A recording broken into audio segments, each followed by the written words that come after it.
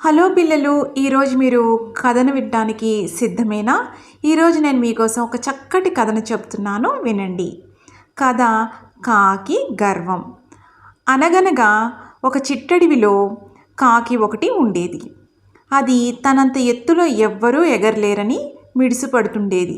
ఒకరోజు కాకి ఏమీ ఉబిసిపోక అటువైపుగా ఎగురుతున్న పిచ్చుకను ఆపి, నీకు కనీసం అందంగా ఎగరడం కూడా వచ్చినట్లేదు, ఏదో పురుగు గెంతినట్టు ఉంది అని వేళాకొళమాడింది. ఆ మాటలకు పిచ్చుకకు కోపం వచ్చి, నేను నీకులాగే ఎగరాల్సిన అవసరం లేదు, ఎవరి సామర్థ్యం వాళ్ళది అంది. అయితే నాతో పందెం కాసి నీ సామర్థ్యంతో నన్ను ఓడించి చూద్దాం అంది కాకి. దానికి పిచ్చుక ఒప్పుకుంది. అక్కడున్న పక్షులన్నీ కూడా న్యాయ నిర్ణేతలుగా ఉంటామన్నాయి.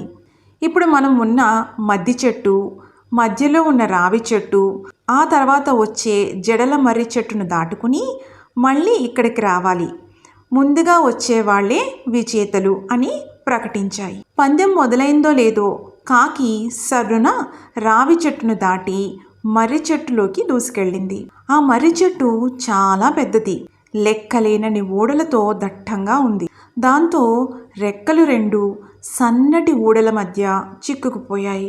అది బాధతో అల్లాడిపోయింది. పిచ్చుక సన్నగా చిన్నగా ఉండడం వలన కొమ్మల్లోకి దూరి ఆకుల మధ్య ఖాళీ చేసుకుంటూ బయటకొచ్చి గమ్యస్థానాన్ని చేరుకుని విజేతగా నిలిచింది. పిచ్చుక కోరిక మేరకు వడ్రంగి పిట్ట ఒకటి వచ్చి ఊడలను మెల్లగా తొలిచి వాటిలో చిక్కుకున్న కాకిని కాపాడింది.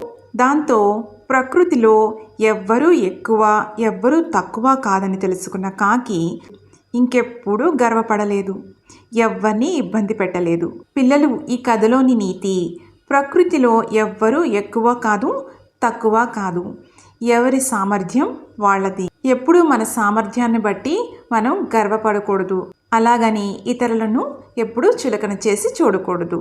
కథ సమాప్తం.